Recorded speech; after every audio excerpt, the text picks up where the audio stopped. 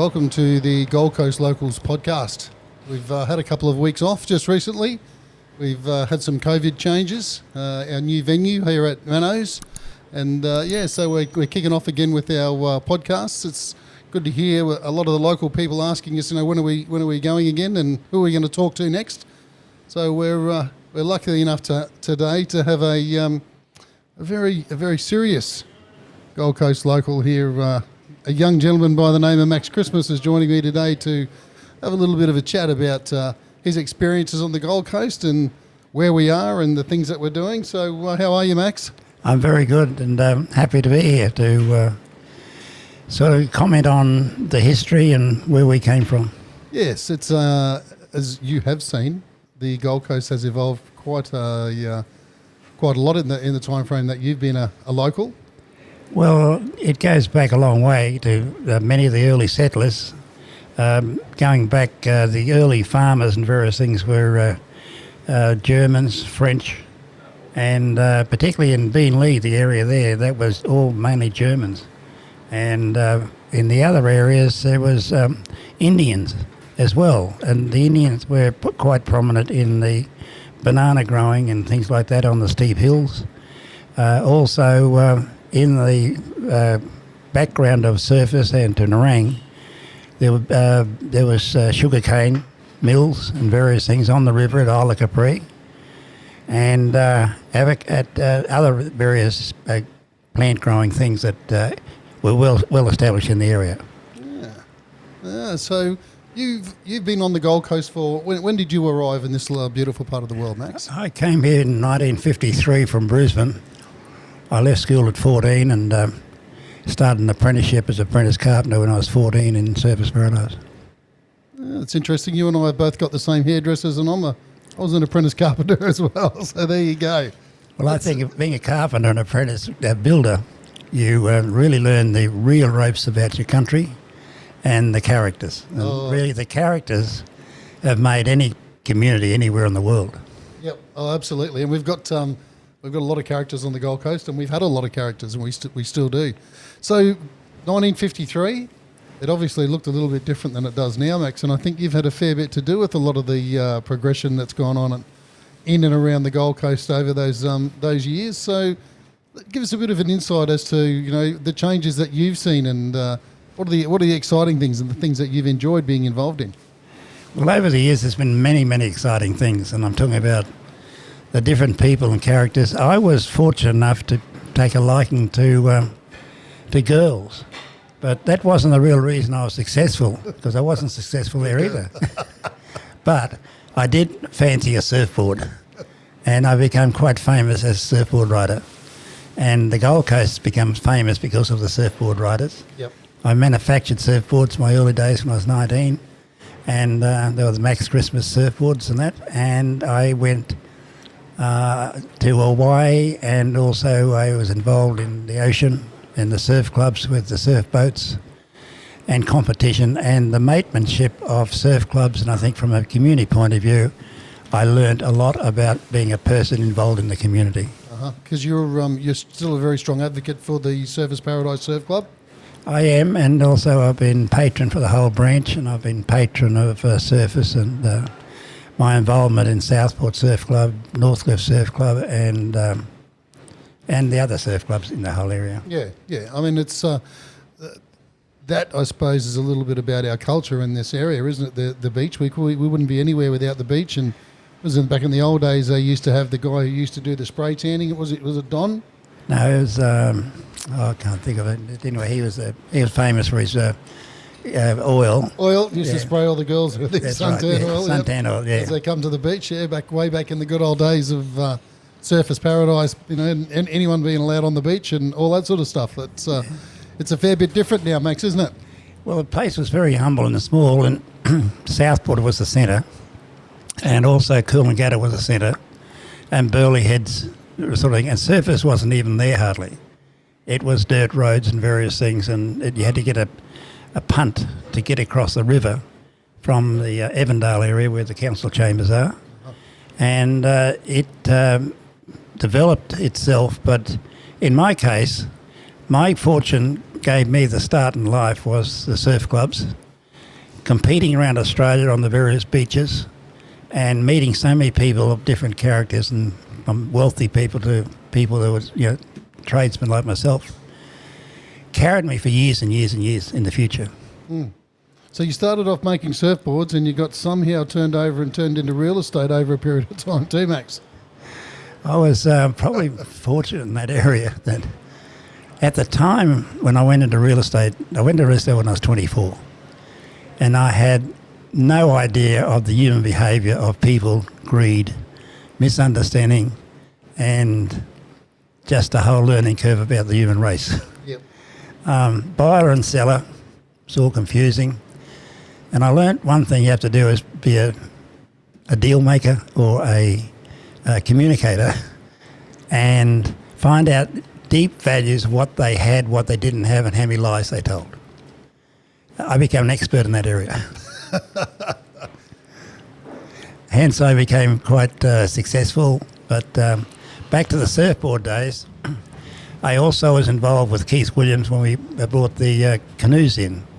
It was Keith and I who were in Hawaii back when the America's Cup in '83. Mm-hmm. And on the way back from the America's Cup, we got motivated in talking about canoes.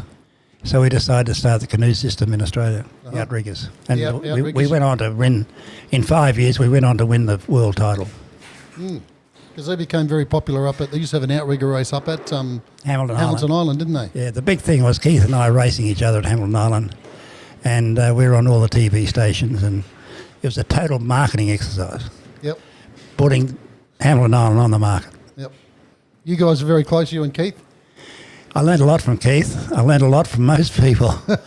The number of people I've learned from in Australia, and some clever ones and characters, but this area attracted so many people that I met and had their success stories like Bondi and Skase and Eddie Kornhauser, and I goes on and on, Russ Hens, and I became politically involved with Joe Bielke. And I create a massive amount of business and income through his help and my connections in China and in Japan. So you look at today, you look at how politics runs today, and you take a few step backs into the Joe days, and a little bit of manipulation, as they say. Apparently they call it, but we got a lot of things done back in them days, Max. What happened, I was involved with Joe and the committee that got rid of the probate duties, the death duties. Mm-hmm. Not many people understood the death duties, but all the farmers in the whole of Queensland were suffering because of the death duties. So when they died, 50% of their estate had to be sold to pay the taxes. Yep. And that was tax. Joe, through the committee I was on, there was 5 of us on the committee, we ramrodded the whole thing in and got that abolished. We then kicked in a massive way for 10 years ahead of New South Wales and Queensland, and the money poured in from everywhere. That's right. Well, then a lot of people moved up from down south after that happened, didn't they? Once they that drove the Labor Party and the unions insane because they were 10 years behind us. Yep. And they had to go and crucify him, which they do with a lot of people. That's their approach to life. That's how they roll. Anyway, I admire them for their ruthlessness. The things that they've got done. But as you said, it was interesting times back in those days, because the Gold Coast really hadn't reached its potential at that stage for the development that was going to occur, had it? It sort of took some small steps, and then all of a sudden we had people coming up here. We had the Chinese coming. We had the Japanese probably first coming in and that sort of stuff, and making the decisions about expanding and that sort of stuff. Now, I know that you had a lot to do with the Chinese. You and I have spoken quite often about the Chinese and the Japanese experiences that have come through the coast. Well, they're 2 different subjects.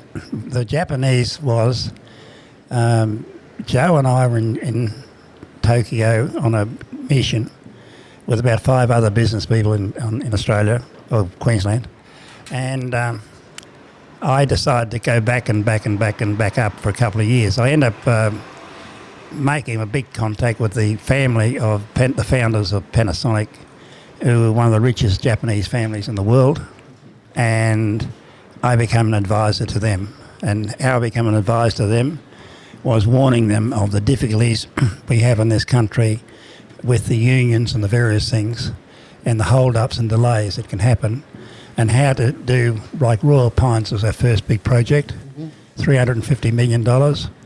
And another project was $400 million with Panasonic in Sydney called Chifley Tower, and another $700 million to finish off building it.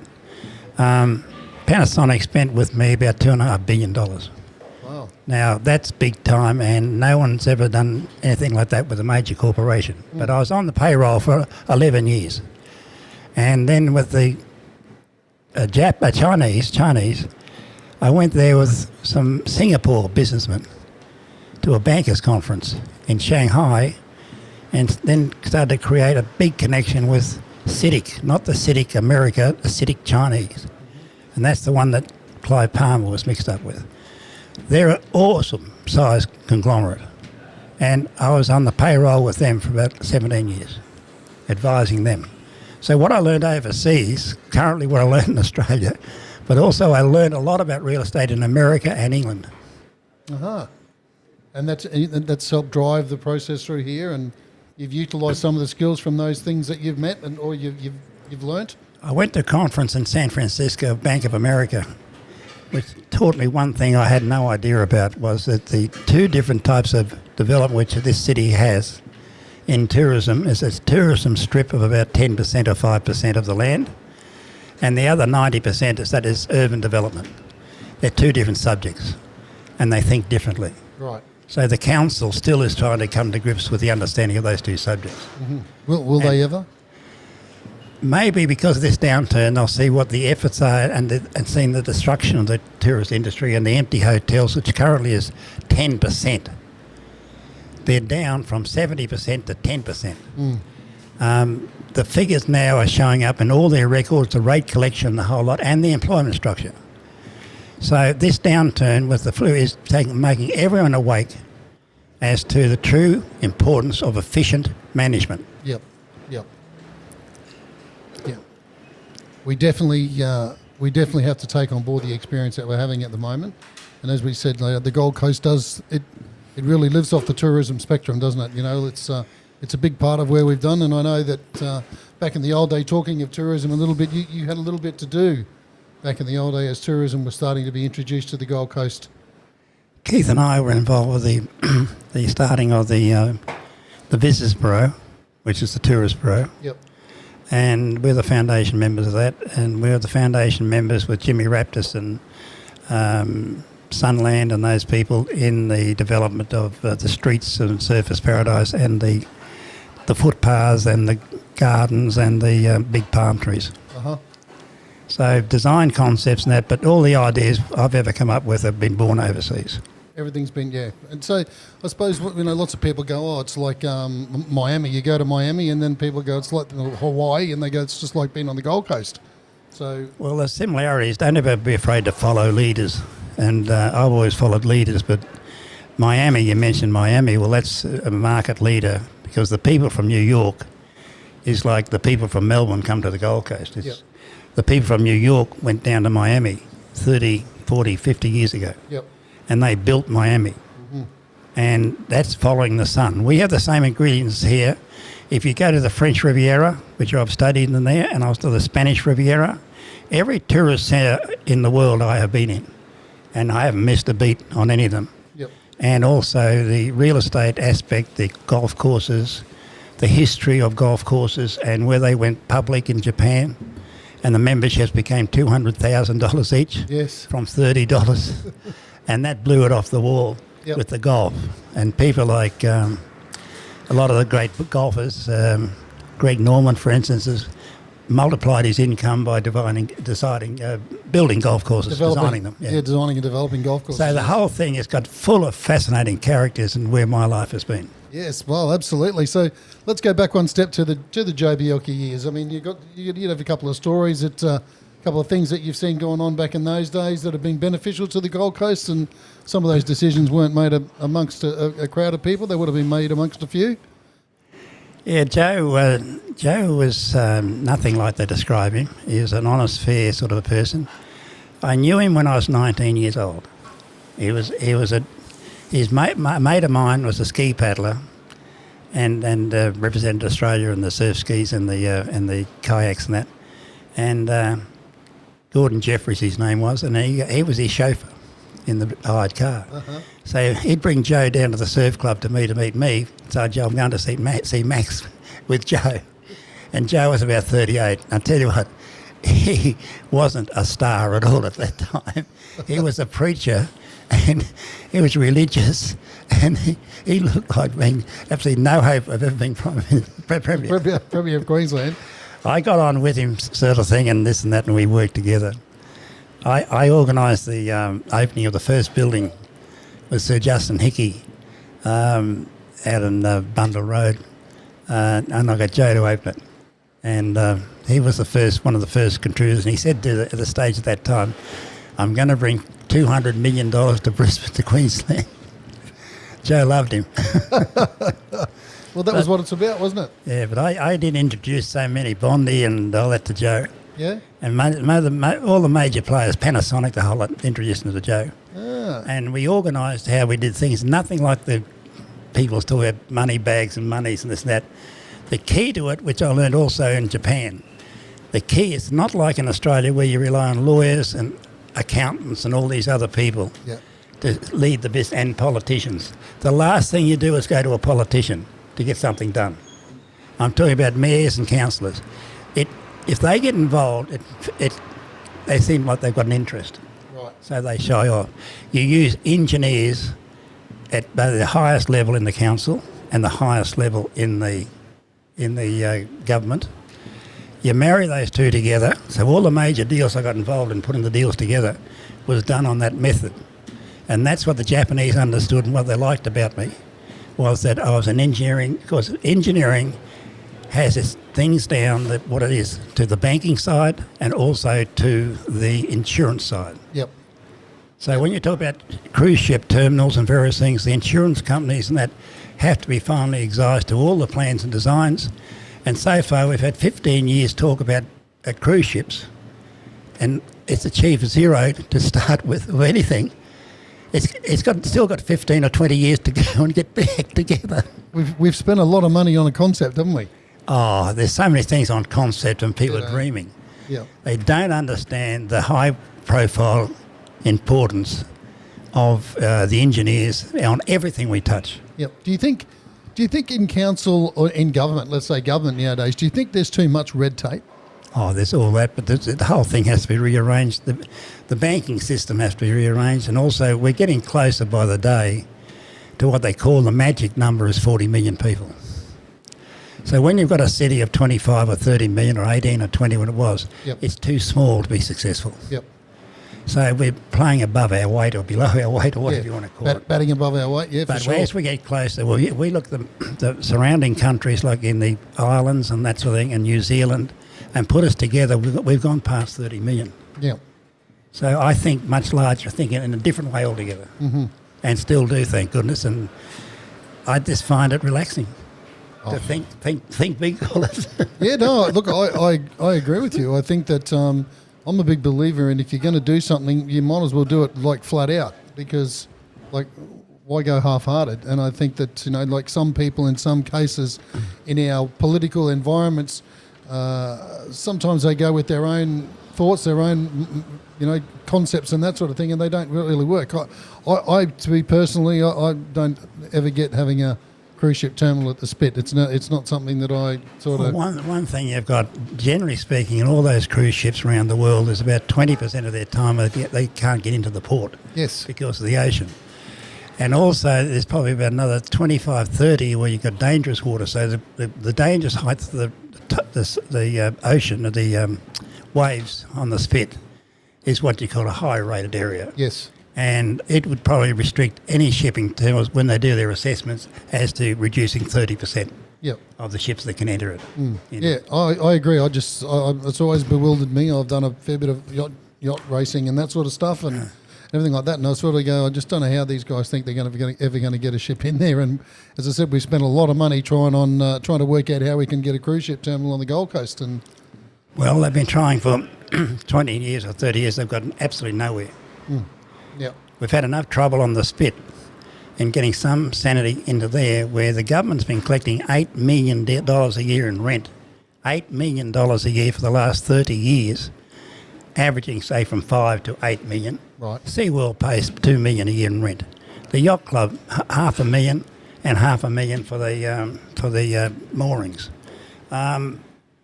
Their collection is there's 3 million there. Yep. You've got another 5 or 6 in the other things. So the hotels and all the other bits and pieces there. It's all.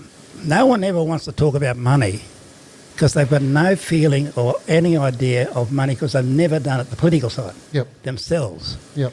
Unless you handle the money and, but interesting you talk about tradesmen. Like I was a carpenter, Bob L's a carpenter, 2 or 3 others are carpenters, and also there's plumbers, electricians, and a whole host of tradies, and a mammoth number of tradies of smart guys you don't read of much, but were around, out in the suburbs, have been super successful, but had their rough days all. Oh, absolutely, absolutely. Yeah.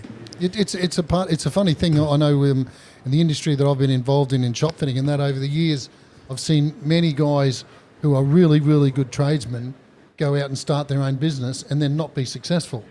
And I say to quite a few of these guys, they talk to us about that sort of stuff. And I've worked with saving some businesses and done that sort of thing in my time. And I say to some people sometimes that you can be a really, really good tradesman, but that's not going to make you a really, really good businessman. I agree. You've got to be, say, in the property industry, say building and that thing, but you've got to have about 4 or 5 hats. Marketing is one, banking is one, taxation is one. There's 3 or 4 there straight away, and about 3 others. Yep. And health. Yes. And control your holding, and also vision. Yep. And you don't find any of that assistance anywhere hardly at all, and you'll find no teaching whatsoever in the politicians of vision. No. In any government department, they are not taught. There's an old thing we all taught at school when I was growing up, is don't ever talk about money or religion. There was one thing that denied. It's a dangerous thing because you're too stupid, really, to answer the question. And we don't know how to teach that anyway. Well, that's how it is, though, isn't it? That's still today. I remember my father saying to me, never talk money, politics, or religion. Correct. They don't go together. Yeah, that's right. They don't go together. And funny, because when they get to be politicians, they've had no experience of any of those subjects, and they live in fear. Yes. And so no decision is the best. I think 2 or 3 of the guys out here at the moment, and one in Surface, he has got no comment on any disasters at all. Everything's good. Everything's good. Oh, they got to learn. What do you think about our borders being closed at the moment, Max? What are your thoughts? I can understand that. There's a time where you've got to take a risk. No politicians want to take a risk at anything. Yeah. Well, I suppose if it goes sideways, it's on her. Look, my Anastasia. belief is that she's been directed by the unions to do that for the sake of the next election. Yep. And the unions to say, if you don't do that and close those things there, we will give you no money for the election, because she relies on $4 million of union money for the election. And they use that as a whip handle. I know, being involved in the construction industry for a long period of time, that Queensland is one of the states where the union do have a lot of say, especially when it comes to building sites and how they're going to be conducted and what's going to happen and all that sort of stuff. And it's usually another 30% on top for all those involved as a cost factor just to work on a union site. Well, the politics of Brisbane and Queensland, the real workers and the blokes with knowledge are the farmers, and the guys that deal globally with the price of produce, wheat, coal, this and that, sugar, God knows what. Those people in North Queensland are smarter than any of the blokes in Sydney in offices, right? Yeah. And smarter than any of the politics. But the unions took over Brisbane many years ago and have controlled Brisbane as the stronghold, and that vote in Brisbane beats, because at the time there's been, say, 2 million people in Queensland. There's 3 now, 5 now, I think, 5. But now there's about 2.5 to 3 million in southeast Queensland.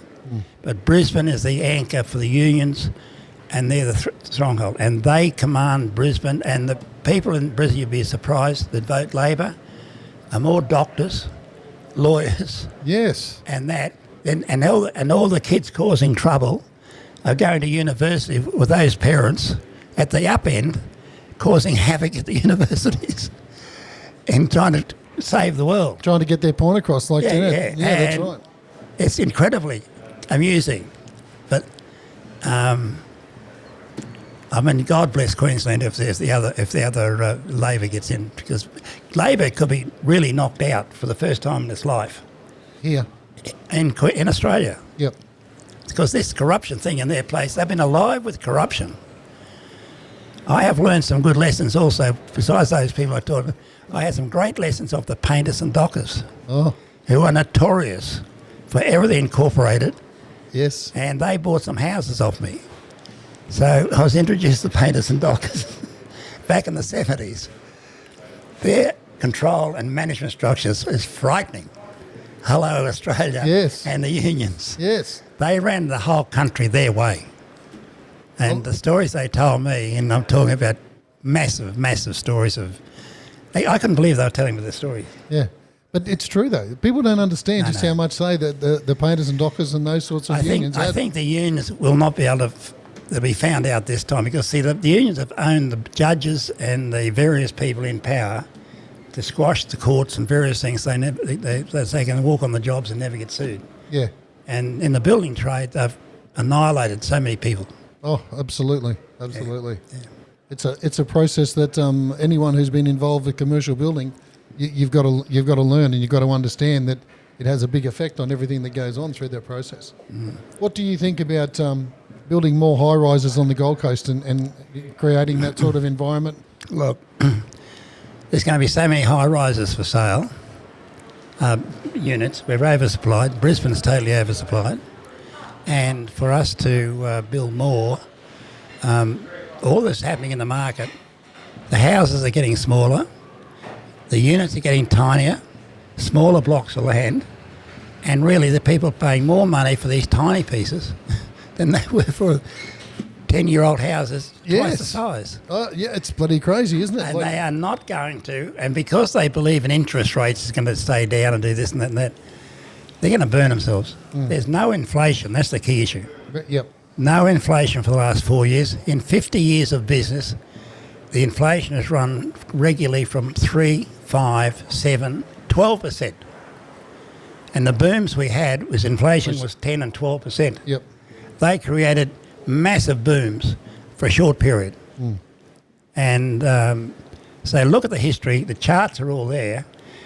Australians should start looking at these charts and history background Yep. if they can, and they should want to brighten their horizons for the sake of their children, and realise that everything they're saying in the press about the standard of living is slipped, and the education slipped, the unions, the university, all these things, and nurses, school teachers, all run by the unions. Yeah, all dictated to. Yeah, exactly. Yeah.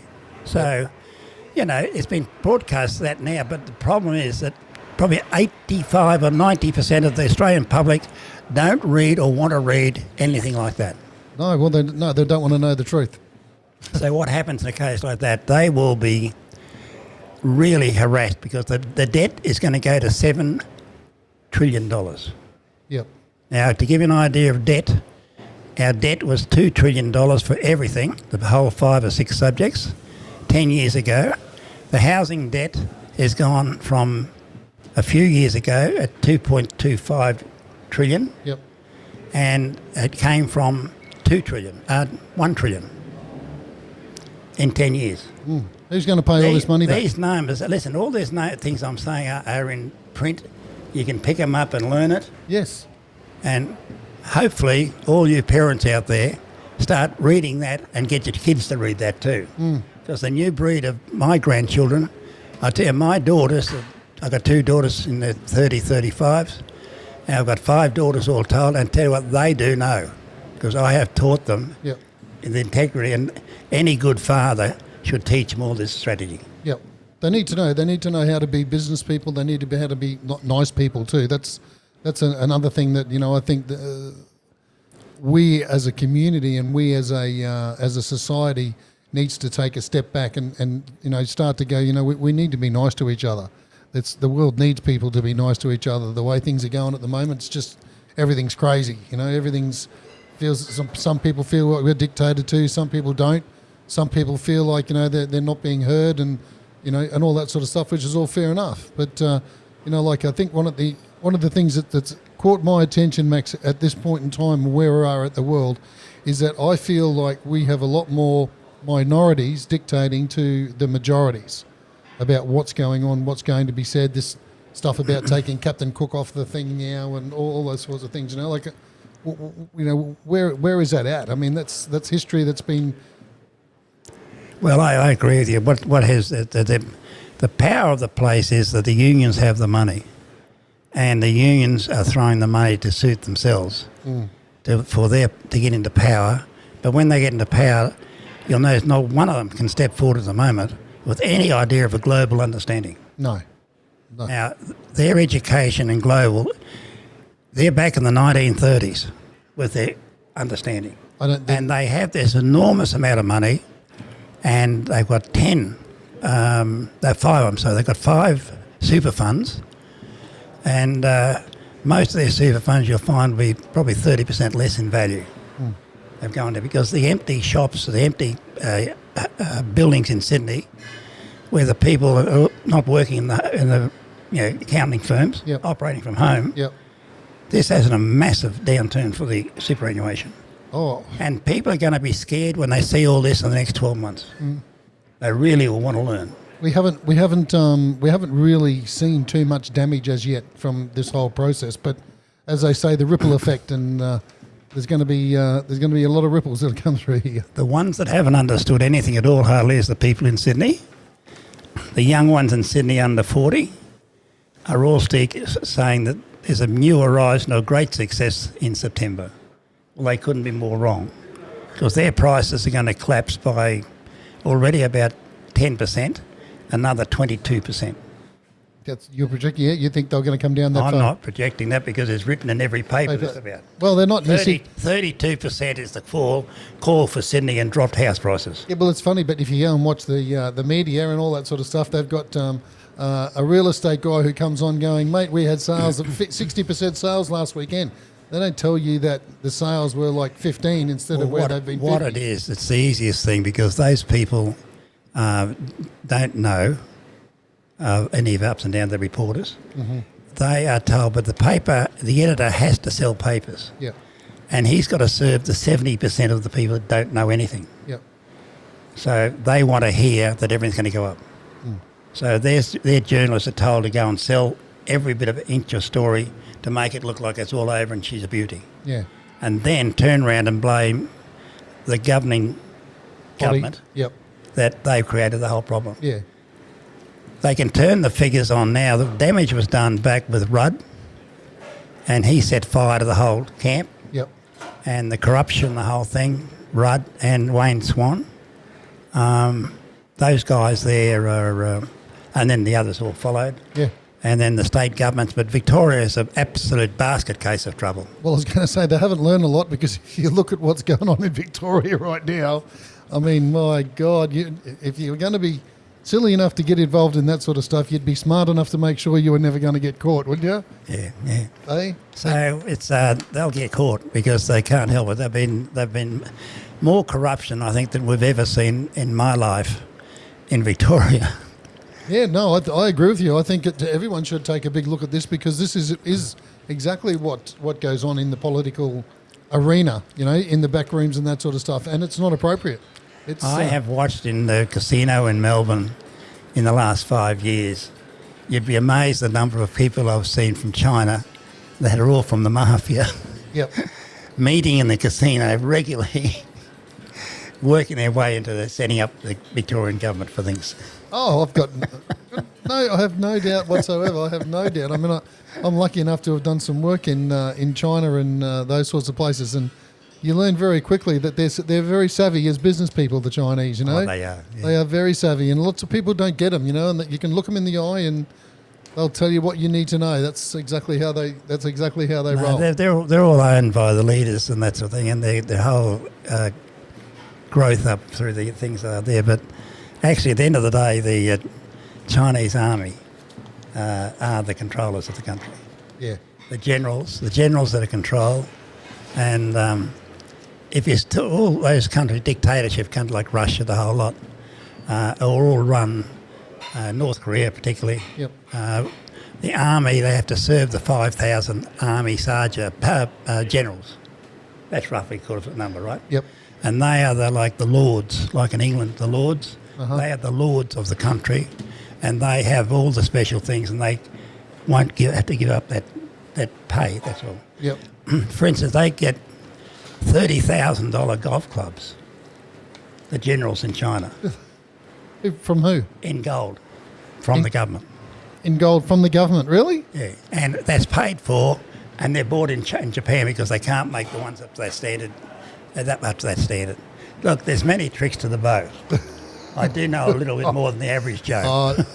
Max, I know you know plenty. So that's why I reckon that I really want to do this again and sit down with you, because I know a lot of stories that you and I have talked about as well that I think the people would love to have a listen to. You're a character. You know exactly what's going on. You still meet with the people who are holding the top places and that sort of stuff in the Gold Coast, on the Gold Coast, and in our community. So I think it's interesting, and I like the fact that we've got an opportunity to sit down and do these sorts of things, and just get a little bit of an idea about some of the history that you've sort of experienced over the years that you've been involved in business on the Gold Coast. So, I hope, Max, we can get you back in here one day, so we can sit down and we'll concentrate on a few little stories about a few people in relation to things that have gone on the Gold Coast. Some of our politicians who have been involved in what's gone on the Gold Coast, and I'll be interested to find out what you think is going to. You've been involved with the growth, the development, the tourism, all those sorts of things on the Gold Coast. I'll be interested to see and get your thoughts on where you think the Gold Coast is going to be in another 10 or 15 years. Well, one positive thing you can count on for certain, right? That sun up there isn't going to go away. That blue sky up there is not going to go away. Yep. That beautiful ocean out there is not going to go away.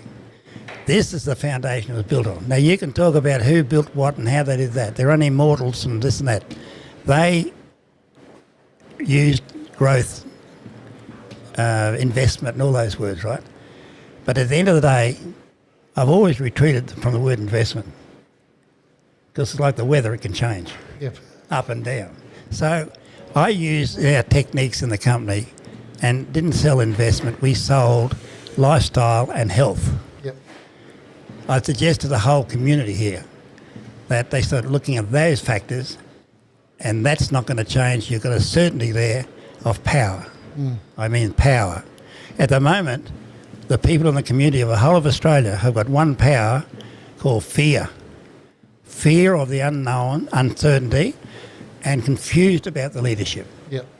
That fear is not going to go away for another 2 or 3 years. So we're going to have a lot of hospital cases. We're already having about a ratio of 7 to 1 increase in suicides. Yes. I don't know whether you realise this, that the public or the police never talk about suicides. That's a state law. Yep. And they don't want to frighten people. But fear and uncertainty and health is massive. I totally agree with you. I think that there's a lot more people who are going to struggle to come out of this environment than there are, people who are going to be successful, because people do get caught in a way of life. They get caught into a system, and that system will dictate to them where they're going to go and how they're going to go, because a lot of them, as you said, don't have the gumption or the guts or whatever you want to call it to get out there and actually have a crack and do something. And I think that's the only way that, you've got to look at what's going on in the world at the moment, and that is understand that, there are opportunities out there. You got to be savvy to go and have a look and find out what they are, because I do agree with you. A lot more people are going to be a lot worse off after this experience. Exactly, and the evidence will be there, but health and love, care and health are a certainty Yep. to continue. Yep. And that's what people want, it's as simple as that, and we've got it here. Yes. Oh, absolutely. I love where we live. That's what I post on my Instagram all the time is I love where we live. You know, we don't get the opportunity to, we do get the opportunity to go to the beach every day and enjoy the lifestyle that's part of why I want to live here. I said to someone the other day when we were talking, and I said, like, for me, this is my happy place. I love where I live. I can go to the beach every day. Ridley and I, we go for a ride on the beach. We have a swim. You know, we've got access to some beautiful parts of the world. I think our council's done a good job with enhancing things like our bike tracks and those sorts of things, which gives us the opportunity to go out and enjoy our lifestyle through that process. We've got plenty of water as a major, that's gold. Yeah. We have plenty of water in the dams and the various things in the canals. We've got fabulous assets here in just the real estate values, things like that. We're going to get the desire to live here.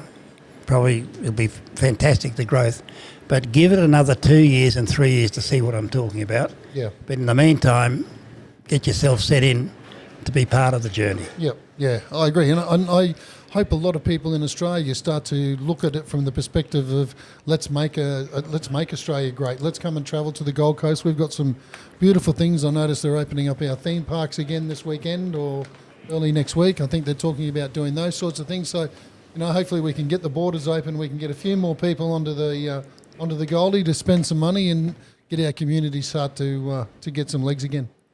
Well, that's good thinking, but there's definitely, it's going to take 2 years minimum to have a base. It's not going to happen in 6 months or 12 months. It's no good telling the people you've got to do some hard yards first of recovery. Yep. And the damage been done by the huge debts we have, and who's going to pay for them has to be faced up to. And the whole thing is that there's nobody going to pay for it except ratepayers. Well, this is the only place it can come from. So that's going to hurt them because unless they change the tax system, which they have to incorporate that so that people got something left over. Currently, everything's been drained dry. The water rates here, for instance, are a criminal charge. Yes, yeah. I agree. Absolutely ridiculous. So all good. All right. Well, Max, thank you for coming in and having a chat with us today. I really do appreciate your time. And as I said, I would enjoy the opportunity to get you back in and let's have a bit of a chat about a few other things, lighten things up a little bit too, and have a bit of a laugh about some I'll things. have to be careful though. I mightn't be around. They might throw rocks at me.